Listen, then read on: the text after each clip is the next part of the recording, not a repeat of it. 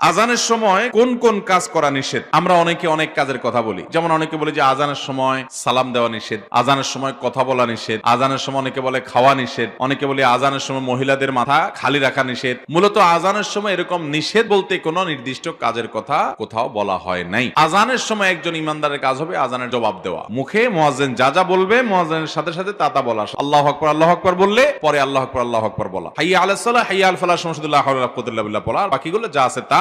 আজানের সময় কোন কোন কাজ করা নিষেধ? আমরা অনেকে অনেক কাজের কথা বলি। যেমন অনেকে বলে যে আজানের সময় সালাম দেওয়া নিষেধ, আজানের সময় কথা বলা নিষেধ, আজানের সময় অনেকে বলে খাওয়া নিষেধ, অনেকে বলে আজানের সময় মহিলাদের মাথা খালি রাখা নিষেধ। মূলত আজানের সময় এরকম নিষেধ বলতে কোনো নির্দিষ্ট কাজের কথা কোথাও বলা হয় নাই। আজানের সময় একজন ইমানদারের কাজ হবে আজানের জবাব দেওয়া। মুখে মুয়াজ্জিন যা যা বলবে মুয়াজ্জিনের সাথে সাথে তা তা বলা। আল্লাহু আকবার বললে পরে আল্লাহু আকবার বলা। হাইয়া আলাস সালাহ হাইয়া আল ফালাহ সমস্ত লা হাওলা ওয়ালা কুওয়াতা ইল্লা বিল্লাহ বলা। আর বাকিগুলো যা আছে তা।